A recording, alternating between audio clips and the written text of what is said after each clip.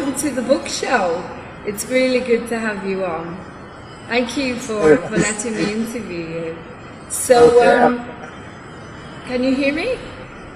Yeah, I hear you pretty well. It's a little echoey, and I'm very deaf. I'm really not good with my ears. So, if I don't understand something, be prepared for me to say what. Okay. Yes, I remember reading about that. Basically, most of my viewers will not have heard of Rising in Love, and so I'm just going to say that this is a book.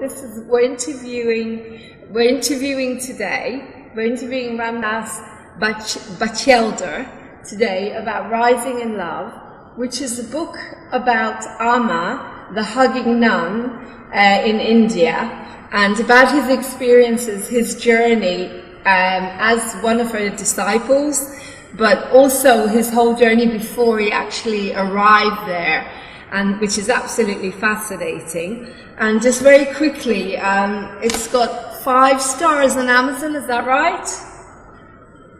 Well, yes, it's got a 5-star rating. It's got 63 5-star reviews on Amazon. Wow. And so people are really loving it, and it's selling very well. That is wonderful. And our own Russell Brand has actually given it a review, beautiful book by an adorable lunatic about the incomparable Amma. I love it. I love it. I'm flattered to be called an adorable lunatic like Russell Brand. Well, I love the references that you make to us lunatics, us people with mental health problems. And I love the way that you said that actually in the Eastern world, people who start to have visions and see God everywhere and hear voices are told to go to an ashram and meditate and get a guru. But unfortunately in the Western world, where half the population are being told that they're mad and being put on drugs and stuck into asylums. So I didn't know that about the Eastern world, but I think it's really, really important to highlight that in the interview. So tell us about the book. It's Mark, isn't it? Or do you go by the name Ramdas? Well, actually, yeah, I go by the name Ramdas. Everyone, including the grandparents, calls me Ramdas these days. They call you Ramdas these days. Yeah. Okay. Yeah. So tell us about the book, because as I say, most of my viewers are not aware of the book yet, and I think it'd be wonderful if you could just give us a general idea for them. Well, it's my autobiography, really, but the main focus is on my years with Amma, the Hugging Saint, who I met in 1987. And it also has a substantial section, as you mentioned, about the years before I met Amma, when I had a very powerful and profound spiritual awakening, but I didn't know anything about spirituality at the time. Mm-hmm. And so I went from in my views when I was about 20, 21, to suddenly hearing God's voice, discovering that God was real, and becoming quite deluded about it. I was actually smoking heaps of marijuana. That was my primary spiritual path at the time. And it was very, very powerful for me. This is not a pro-drug book. It also, the fact that I was using marijuana drove me very close to insane. So I finally had to quit completely. But in those days, when I would smoke marijuana, I would have these very profound experiences and a direct communion with God, and even I guess it was the Kundalini was rising in a certain kind of way, that I would glow with a visible light, that people who had never before seen an aura would see a glow around me, and so this was very exciting for my ego. I thought I was something very special. Yes. In fact, for a while I thought I was a Messiah. Because I had an experience of meeting an angel, and God was speaking to me, and I was glowing with a visible light. I mean, what else could it be? I had no other possible explanation. And largely that is because of, you could say, the stupidity of my upbringing, or just you could say the cultural ignorance, in the culture I grew up in. we didn't know anything about saints. I didn't know anything about enlightenment. I didn't even know there was such a thing. Mm-hmm. And the whole spiritual path was completely hidden from me. And so when I started having these extremely powerful experiences, I didn't have any other context to put it in other than the Messiah story, which I had learned in church, of course, but had rejected along with everything else I heard in church. But suddenly, the reality of it was hitting me over the head with just like a ton of bricks, and so I became quite confused and deluded, and I went through a couple of years of kind of borderline craziness, of seriously on a manic phase, you could say, where I thought I was the Messiah, and then I went through a couple of very serious depressions also. Where the Messiah illusion fell away, and I plummeted into the despair of, oh my God, what have I done with my life? I thought completely insane. I thought I was the Messiah? What kind of idiot must I be? I saw myself through the eyes of my parents and other people who thought, wow, I'm so crazy. And suddenly I realized, oh my God, I did go crazy. What a horrible fate this is. What an idiot I am. And then after walking through very intense depression for some 6 months, coming right back out of it into another Messiah phase where the divine energy had come upon me again, and it was quite something to live through that. Well, but by the grace of God, I did live through it and didn't end up killing myself, and discovered meditation. Yeah. And once I discovered meditation, which I didn't take a course in it.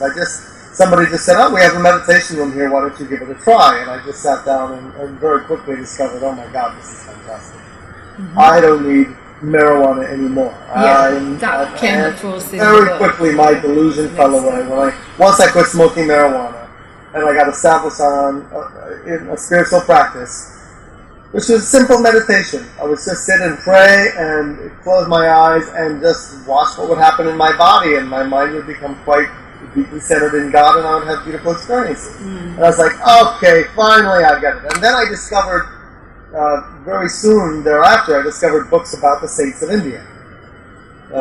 For instance, Be Here Now, by the American Ram Dass, the more famous one. Yeah, you said he came to your college when you were younger, but you had absolutely no interest in spirituality at all.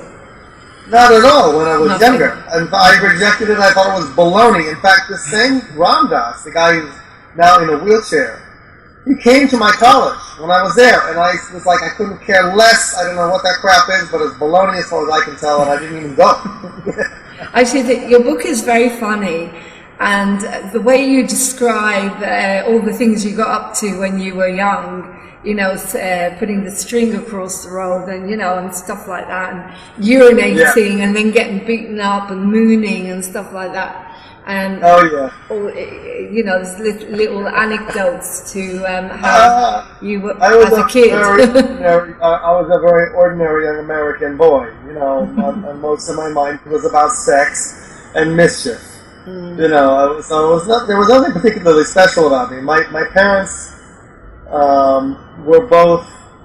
they're both now reverends. They both went to Yale Divinity School, so that gave us a certain kind of they spoke in very complete sentences, let's put it that way. So we were raised with a certain level of intelligence, and they did bring us to church with a lot of dedication, with a lot of discipline. We were brought to church, but they didn't really believe what we were being told in church, and I didn't believe it either. They were too smart for the fundamentalists. Christian thing, and they basically they really don't believe any of it. That's the truth. But they brought us for morality, to learn the ways of being a good person, and I appreciate that. And I appreciate that I wasn't raised by fundamentalists, because I think that's much harder to break out of. At least we were given an open mind and the freedom to question.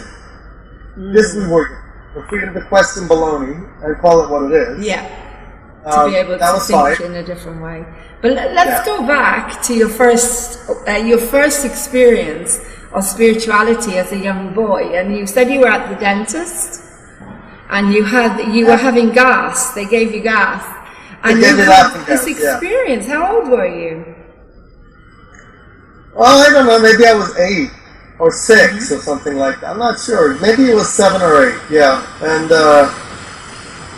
I had a rather large gap in between my two front teeth, and they said we've got to cut a tendon that's keeping the teeth from growing together. So that was what the surgery was about, and they gave me laughing gas, and I remember it very distinctly because it was a very powerful experience. I found myself way out of my body in the universe and spinning around. And I think that laughing gas brings this kind of dream motion. Anyway, spinning around in this ecstasy, and instead of the throbbing of pain, the throbbing was the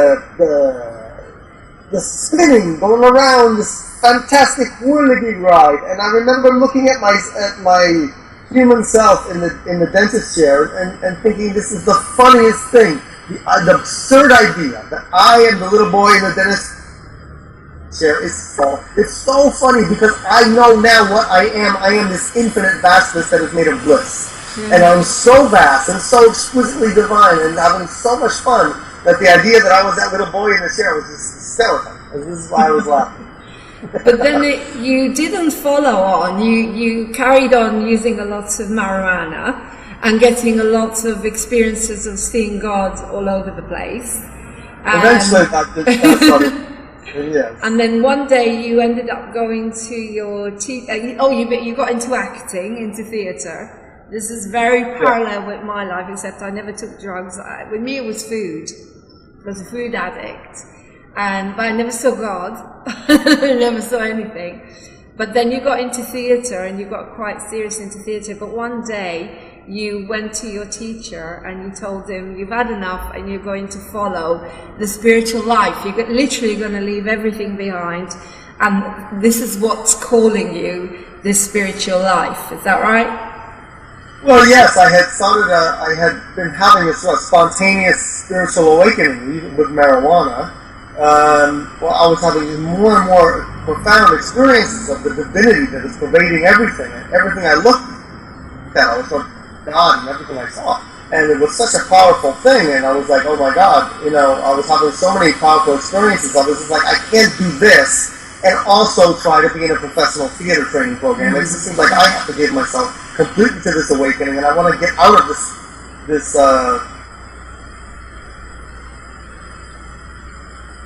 Hello?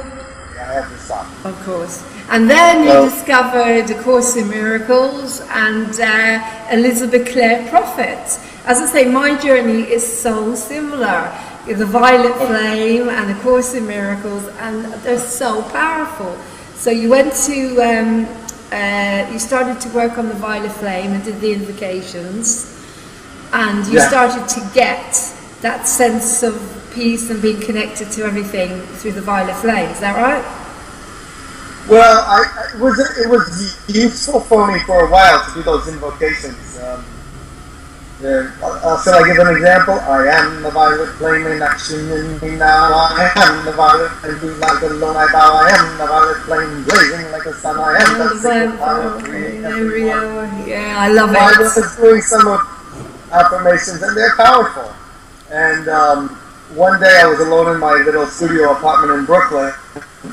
I was chanting another affirmation to the blue flame of the Archangel for that one. And the door of my oven you talked about blew that. open, and a tongue of blue flame leapt into the room 3 feet long.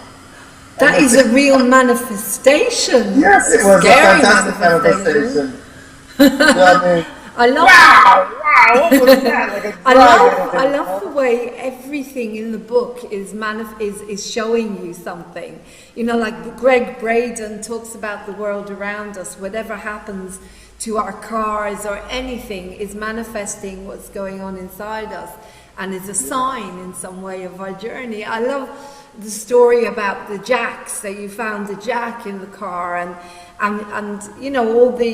whenever anything goes wrong, you always realize that there is no wrong. Wrong is only there in order to show us the light. And, it's all A Course in Miracles, and very, very similar to everything that I'm learning myself. So go on then. So you got into the Violet Flame and the Blue Flame. Yeah. And were you never scared of it? And I was also doing psychotherapy. I mean, this was very important for me at a certain stage. It kept me from, it helped me, find my way out of my craziness and keep me from committing suicide, and finally led me to spirituality. It was that bridge between my crazy spirituality and my sane spirituality. It was psychotherapy, so that was very helpful. It helped me. And you were very, very lucky. You're very lucky that your parents were determined to keep you out of the asylums when you were going through all of this. Absolutely. Yes, I really have been blessed with amazing parents, and they were very, very kind to walk with me through my craziness. Even when I was very angry at them and blaming them for everything, they did their best to keep me out of mental hospital and keep me and pay for my therapy. I mean, they paid just so much money to keep me sane. And so I'm very grateful for that. They deserve angels' wings, I'm sure. So you found a spiritual counselor that believed in you, that believed that what you were going through was spiritual awakenings. That's right. She understood spirituality. She knew the Course in Miracles. She knew God, and she knew about reincarnation.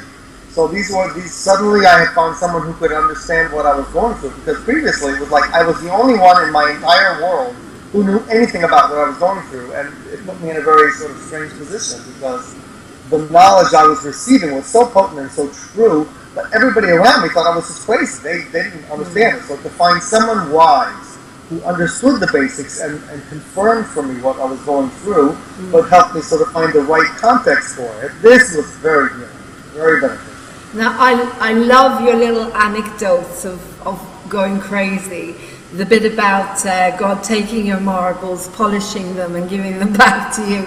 That is so amazing, because I have also got a mental illness, and half the people in the UK are being diagnosed, and I think it's really important to show them, all these beautiful anecdotes of yours, and that made me laugh. That reminded me of Peter Pan, with, I can't remember his name, but he keeps losing his marbles. One of the characters. I can't remember his name, but that touched me, and all the nutcases that you say come to Alma and everything. But anyway, moving on, why Alma? I mean, how did you get into that? How were you attracted to her ashram and everything? Well, I met Alma in 1987 when she first came to the USA, and it's kind of a long story, but I went to a Buddhist center and told them I was interested in becoming a monk, even though I was living with a woman at the time, and my first good girlfriend. Yes. But so I told this she was actually a Zen nun. I told her I really wanted to go to India and become a monk. And she said, there's a saint coming from India. Why don't you come and meet her in a couple of months? She's coming to our center in Boston. So I went to Boston, and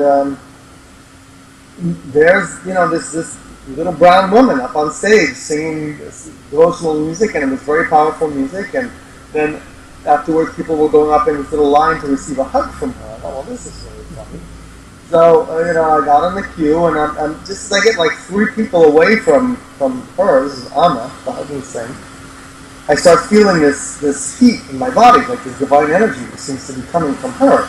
And this is pretty bizarre. What is going on here? So then I come up here, and she gives me a very beautiful, intimate hug, and she dips her finger in sandal paste and puts it here on my forehead for just a few seconds and looks right in my eyes, and it's very sweet.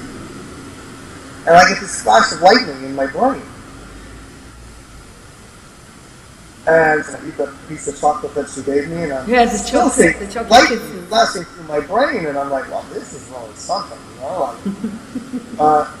I was like, you know what, I better stay up night and see her again the next day. And someone told me, there's an opportunity to ask her questions. So I said, well, let me ask her about becoming a monk, So I stayed overnight in my car, and called into work sick the next day, and then went to the next program. And all night long, my brain was filled with these flashing lightning bolts. I wasn't sleeping well because I just apparently from the touch of a finger, I had this light show going on in my brain. I was like, this is not an ordinary human being. I don't know what exactly we have here. But, so then the next day, there were about 35 people in the room. It was, her first year there. And I thought to myself, well, instead of going right up for the first hug, why don't I sit here and just watch everybody going and imagine that I'm the one that's going up for the hug. So this way I can have 35 hugs. Yeah. So I sat there watching and imagining all these hugs, and after about 15 minutes, I'm going into a very beautiful bliss state, having all these hugs in my imagination. Now, when I finally get up to Amma for my own hug, she looks at me and she sees the sandal paste mark from the night before, because I hadn't even had the sense to wash my face, let alone take a shower. And she looks at me and says, "Oh, already had darshan." This is as if, oh, you're trying to sneak in for seconds. What is this? And I said, no, this is from last night. He said, oh, okay. And then she could hug anyway, but sort of give me a suspicious look. And afterwards I thought, well, if she didn't really know, if she really didn't know that she hadn't hugged me already that morning, well then this is not my guru, because I know my guru, whoever it is one with God, omniscient, never misses anything. But maybe she was actually telling me that she knew that I had been out there imagining that I was receiving 30 hugs, and therefore she had already given me a hug. Yeah. And that was the truth of the matter, but it was too much for me to grasp. She's too subtle. You would be expecting someone who's there as a saint to be sort of showing off her divinity, right? Be sort of impressing everyone with how omniscient she really is. You wouldn't expect them to be actually hiding and sort of pretending not to know something that she obviously did know. This was more than I could understand, She was actually testing whether I had the wisdom to see through her disguise into the goddess that is right within that disguise. And this is still the case with her. She really embodies the Divine Mother of the universe. She embodies omniscience and infinite love. So she sees into people's souls, and she knows exactly what they need to learn. So she's able to give you that message. Is that what you mean? That's absolutely right. In other words, the image, one of the images I like to use to understand Amma is that she's like the infinite ocean of consciousness. And each one of us is like a little wave on that ocean. And she appears to be just another wave. But there's no ego in her. There's no barrier between her human self and the entirety of that infinite ocean. So she is already within each one of us. So the ocean is already within all the waves. So she knows all about us. She knows everything about us. So when we come before her, we're like, she sees her own self, and she sees everything we've been through. She knows every moment that we've lived, and we are herself. We are her beloved children. So in a way, it's when you talk about the healings that she's done, that people with cancer have gone and been hugged and and been healed. It's very much like Jesus. That Jesus never saw anything but health and love. And of course, Course in Miracles tells us that there is no death, there is no illness, there is no disease. So she's on that same vibration. That's what you're saying. That she is on the same vibration that Jesus and Buddha and all these, higher beings that we aspire to our brothers and sisters, as Jesus would like to say in A Course in Miracles, and I like that. And so she's on that same vibration where you say in the book, from the time she was born, more or less, she was meditating. That she was already meditating and she was born. She was born with the knowledge that only God is real. She was born with that, and she was born with a smile on her face, and she didn't cry when she was born. And within 6 months she was walking. So she was a very full little baby. she was a divine incarnation, and no doubt for me that's the truth. Although she does not get up and declare I am a divine incarnation, I'm the Savior. She doesn't do that at all. She just simply says, I'm your servant, and I'm your mother, and come and I'll help you, I'll give you compassion. And she demonstrates what she is by her daily life. You watch her for just 2 days, and you can't help but be amazed and impressed by this is divinity in action. So she completely completely turned your life around.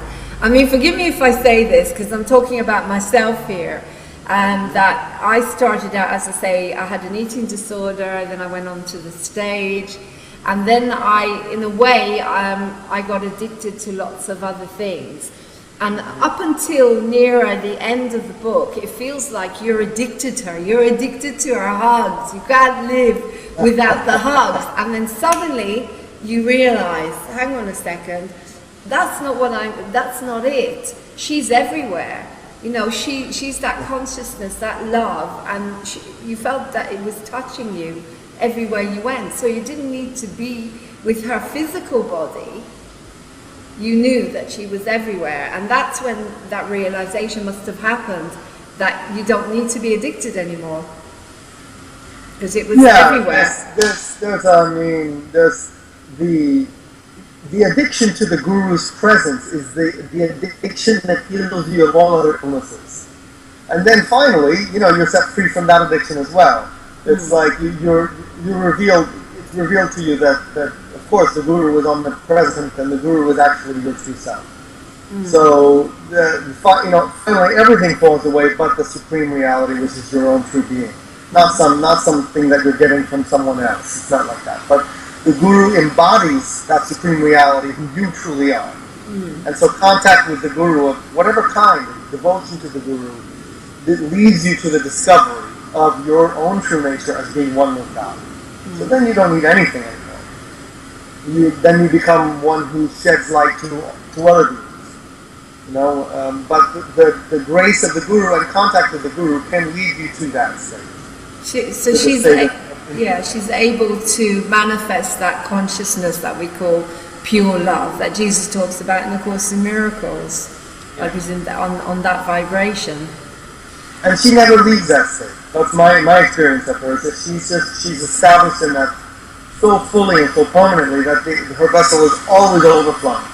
She goes 20 hours a day and sleeps for 1 hour or 2 hours and is back the next day to do the same exact thing. And while she's giving these hugging programs, she's also running a huge charitable network. Yes, I love amazing work all around the world, and especially in India. But wherever there's a natural disaster in the world, she will send a team of volunteers. She will send money, clothes, food, medicine, and even $1 million she gave to the victims of Hurricane Katrina in the USA. This is from India, but. You talked about tsunami and all of that. But you talked about tsunami, that she supports a lot of the families, and you were actually in that. You were actually there when it happened, when the tsunami happened? Yes, I was there. My wife and I were there when the tsunami hit. We were up on the 10th floor in our apartment in the ashram, and we didn't even realize what had happened. And maybe it was only half an hour after the tsunami had come in that I went out of the balcony and saw, oh my, what's going on? The river is full of all this garbage and all. Just walked in the phone, what happened? And I thought maybe somebody upriver had dumped a whole bunch of junk into the river. But one of our neighbors said, oh no, didn't even hear there was a tsunami. And there's another wave coming, and then I go running down and I see, wow, the ashram is full of grief. I think I'm losing you. And Amma is wading through the water, giving urgent instructions to her disciples to go out running into the community to save anybody they can save, because people drowned in the area. Yeah. There were something like 6 deaths in the peninsula where the ashram was located. None of Amma's devotees died, but there were people who were living in the community didn't suffer very much. And so there were old people trapped in buildings. And so her disciples come running out to take care, and she had everybody come across the river into her university campus. So she gave shelter to the whole community. And immediately started giving 3 meals a day to everybody and shelter to anybody who needed it. And then they started immediately to build a new set of shelters for anybody who had lost their homes. And these shelters were completed within 3 days. And Whereas the government, because of the usual red tape, was really not able to do much. There was just work doing and, politicizing everything, but nobody not doing anything. And so Amma was able to immediately go and do what was necessary. And, we were out there serving food. There were, I don't know, maybe 10 on the local villagers to come and get 3 meals a day. And we were participating in that. And doctors were there. Amma has a hospital right at the ashram, and also a very big and excellent hospital a few hours away. And so doctors had come, and they were setting up free medical clinics for everybody. And but for yourself, that must have been a really frightening experience, going through all of that. I wasn't frightened. But God knows, for the villagers who lost their family members, it was horrifying. Yeah. The mothers lost their babies, and children lost their parents, and it was horrifying. There's the videos. One of the things the ashram did was set up a mass funeral where all the bodies would be burned, and they could, the last rites of everybody could be given. And it's pretty sad. You're watching a coffin with a little baby in it, of a young boy who has to do the funeral for his father who died, So of course it's horrifying. And one of the things that Amma did, one of the many things, was there were mothers who lost their only children in the tsunami, and Amma, and these were ladies who had their tubes tied to prevent further births, and then they lost their only children. So what Amma did was she asked for Maine Hospital to give these ladies new operations to untie the tubes and make it possible for them to give birth again. That's wonderful. And so there's interviews with these ladies who have been able to give birth again, and the gratitude that they feel. So, the thing I really would love to ask is, I'm very open-minded about everything, and I believe in the power of love. I believe in prayer. I believe that we can heal anything, especially if we don't see the illness, as I said, in anyone. But why do we not know about her? I have heard about her on and off, about the hugging saint. But there are so many people that are sick and dying and in the Western world, and yet, why is it not out there? Do you understand what I mean? What's stopping all of this getting out there? Because we need, and also the other question was, can she train people to do what she does with whatever can she actually get people to that level where, obviously you're doing it with your book, and I'm doing it with my TV station. I'm hoping to make people happy and to raise the vibration, and do the opposite of what the media is doing, to show us, which is showing us what we're not anymore. But what I'm trying to say is we need more ways of getting out there to the ordinary person that's walking up and down the street here, and explaining to them that you don't have to suffer. So, does she run training programs of any kind where she trains people up? I know you didn't get accepted as a monk, and she laughed. Well, in a way, her ashram is like that. She's not training us all to go out and give hugs to everybody, but she's training us to attain the state of God realization. That's the ultimate goal of life, and the goal for all of us, to attain that state of merging in God, where we can become pure instruments of the divine. But it's not such an easy goal to attain. It's something that may take lifetimes to attain. Saints are rare; they're few and far between, and divine incarnations are even fewer. And so I would be lucky if I can actually become a saint in this lifetime. It's a fantastic quest, and I do my best to meditate every day and to do my best to merge and to become one with God. But it's a slow process. I can certainly testify that it's not so easy to suddenly become a saint. So that's one of the things that she's offering me. The training people really wants to attain realization. Well, you come here, serve, learn the ways of purity and divinity, and do your best. And in serving the guru and becoming part of this mission, where she's creating a tremendous amount of good karma, by contributing, you gain some of that karma for your own spiritual quest. So that is definitely one aspect. And the other aspect is, don't wait to become God realized. Start serving now at whatever level you're at, and you're doing a beautiful job with your TV station. That's exactly that. Whatever light you have, bring that candle out and shine it, because the world desperately needs people who are willing to speak up for spirituality and speak up for love and bring. That actually came across so strongly for me. I woke up this morning and I sent you that email because I was very depressed yesterday. Because I was too stuck in what comes next and how and what, and I just came in today with an open heart and metaphorically was hugging everyone, and it was so powerful to be able to do that thanks to the book and thanks to what came up inside of me, which was amazing. We just go out there and do the work and just see what happens. Don't worry about it. I mean, everybody's got their song to sing, and I think you're singing your song beautifully. And the more that we do this, the more beautiful the song becomes. When we have the courage to step out and share our truth and speak up for God, speak up for light and love, and contribute in whatever way we can, the world becomes more beautiful. But God knows, the internet is an amazing tool for light and love if we use it that way, but it's also an amazing tool for the powers of darkness that want to confuse us and but then hypnotize us with garbage. So we have to speak up even more clearly now. But then it's a beautiful way. Our very best.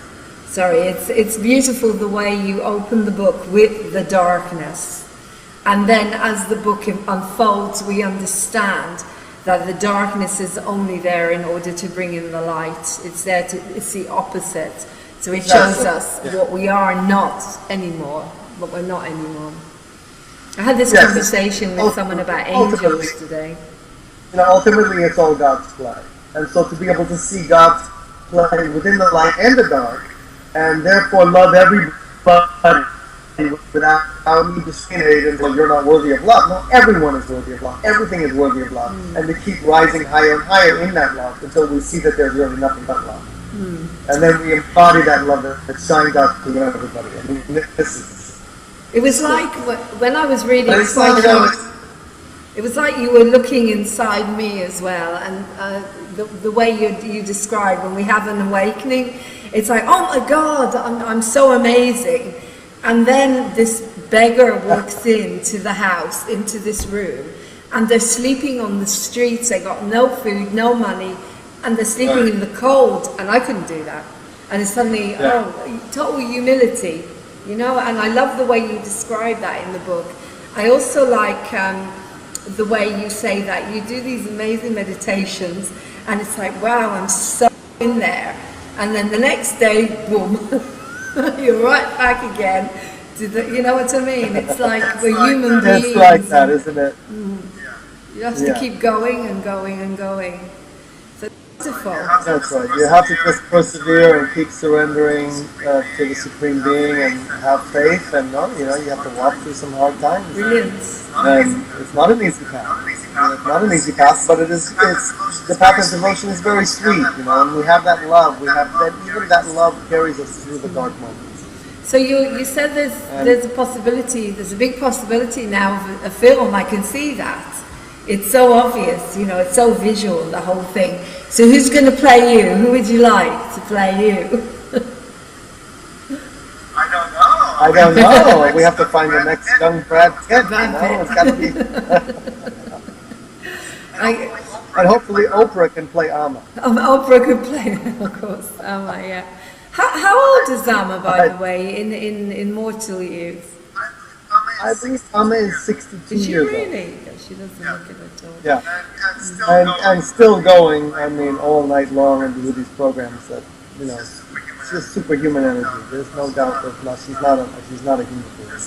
There's something much more powerful working through her. And, I was sitting with Amma in India a couple of months ago in one of these programs she does in India where she's giving hugs to 40,000 people a day. Some of the Indian programs are huge, and she goes all day on a break. Maybe she'll take a 5-minute break, but we're looking at something absolutely incredible. And the amount of bliss that gets generated and the amount of devotion that gets generated in these programs is palpable. You can really feel, wow, she's just uplifted so many people in one day. And the joy that's generated is amazing. And it just occurred to me really deeply, well, this has never really been done before in history. There have been many masters, of course. There have been great saints, and there have been divine incarnation, and there have been Buddha, and there's been Jesus, and there's been Krishna, and many others. But nobody has ever before given 30 million hugs. 30 million hugs. It's something new. This is like so completely accessible. I mean, there are great masters, but it's very hard to touch them.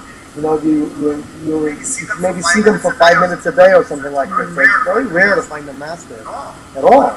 But a master who you can hug every day, 30 million. a master who's just in with the masses, giving everything she can to uplift everyone. I mean, there's no limit. It's just like this is something new. Although, of course, it's the same essence as Jesus and Buddha and Krishna, but this is something, this is something extraordinary. Yes. It's something really extraordinary. So I'm thrilled to be connected. As I say, it's completely changed your life, and you've had a completely different journey to the one that you thought you were going to have. Absolutely. And so you've written quite a few children's books as well.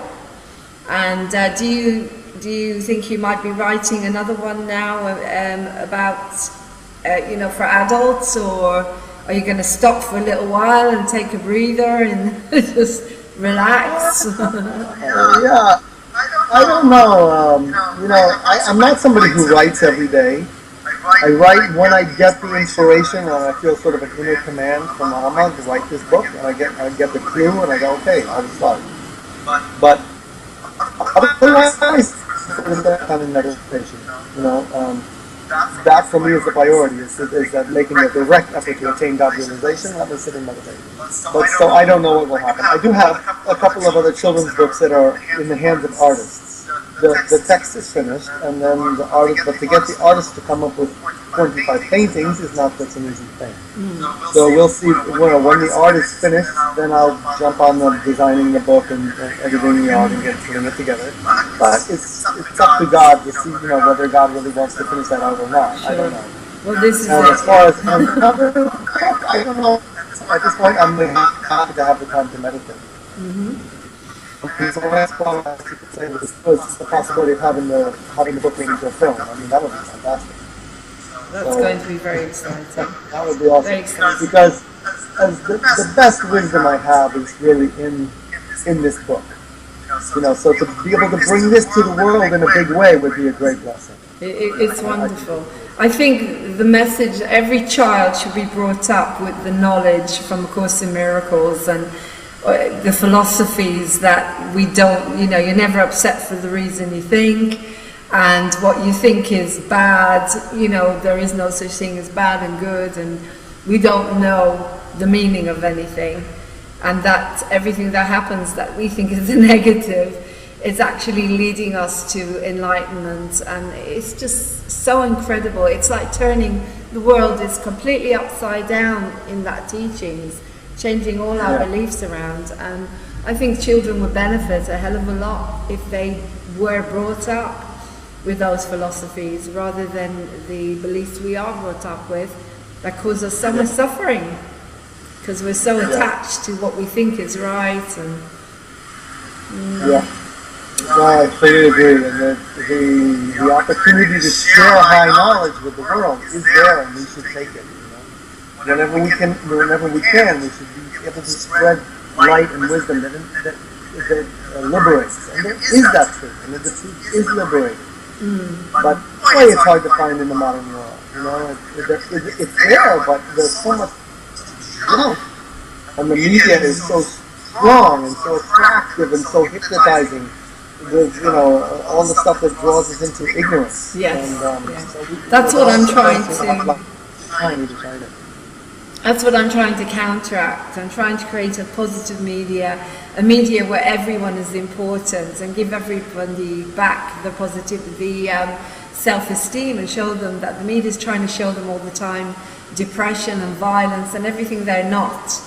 And I'm trying to show them the opposite. And Just very quickly, so how did you meet Russell Brand? That must have been a bit of an experience. How did you meet him, and how did that all that happen?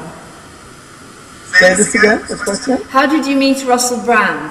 How did you meet him? Oh, how did that happen? Yeah, he was at Amma's ashram at New Year's this year. He's met Amma several times, and I guess he's becoming more and more a devotee of Amma.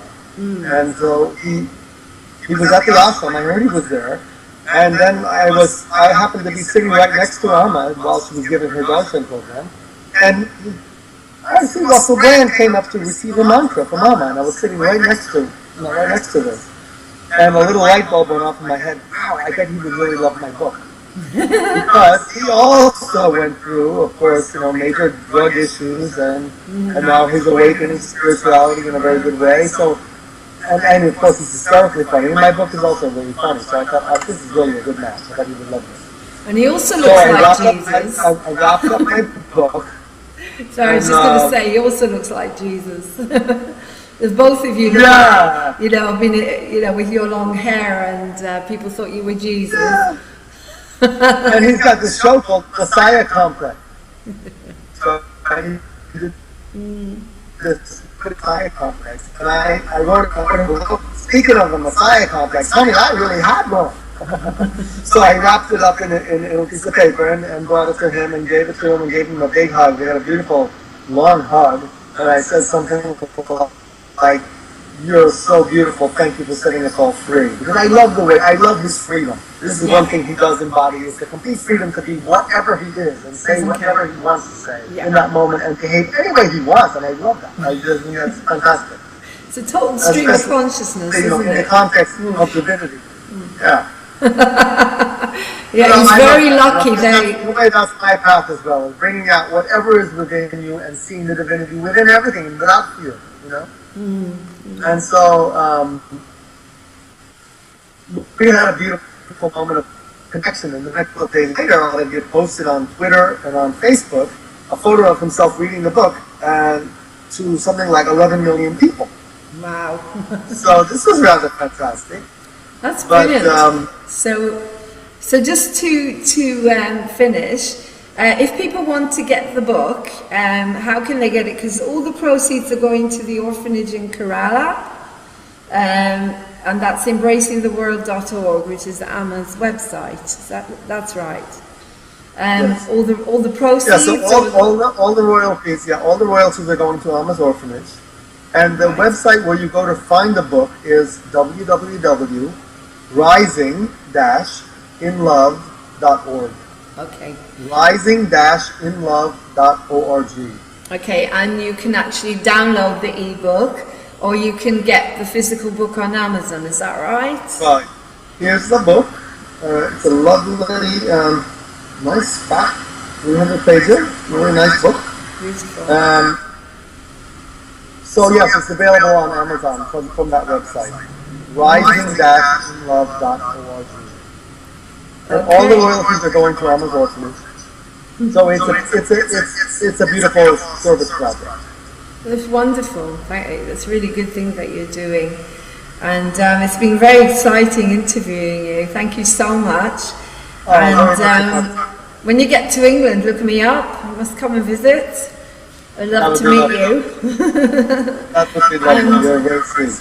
Thank you. I've never been to India yet, but if I do I would love to know. I'd love to meet Amma and experience her hug. I mean, from my point of view, as I say, from my meditations this morning, I started to meditate on her sending me some hugs. Because I tried to explain to you about the word in Hebrew, Ima, is mother. And Amma feels like I am mother. And it's what I've been craving, is that, that motherly hug, that nurturing. And as I think the whole world needs that at the moment, we need a big, massive maternal hug. Well, Amma comes to London every year. She comes in sometime in October, November. Somewhere there's about 6 weeks where she's in Europe every year. So she comes to London for 3 days. And I think every other year she goes to Ireland also, to Dublin. And everything is free, isn't it? You see, this is beautiful. The programs are free. The hug is free, and there are retreats, which she does maybe like during the 6-week U.S. tour. There's 3 retreats or 4 retreats, and the retreats cost something, but not very much. It's basically the same thing. I think it's so important because you know, one of the things is we have a beautiful Amaravati Buddhist temple near us.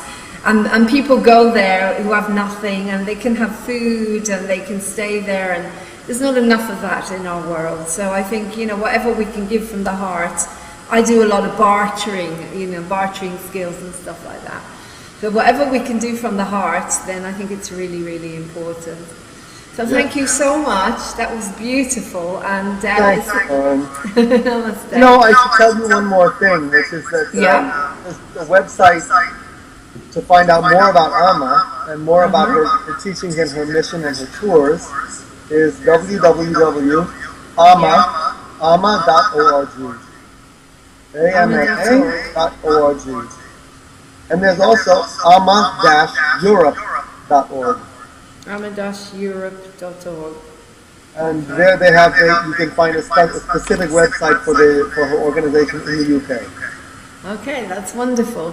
So thank you very much for that, Ramdas. I'm going to end the interview there. But I just send you a big hug, Lauren. Pardon? I send you a big hug. Thank you. But what I was also going to say, if you can give a donation to Moving On TV, I'll be very grateful. I have to ask everyone because that's the only way we survive. So let me know if that's a possibility. I'll be very grateful. All right, I surely will. I surely will. Okay then, lots of love. Thank you. Bye. Bye-bye. God bless you. Namaste. Bye-bye.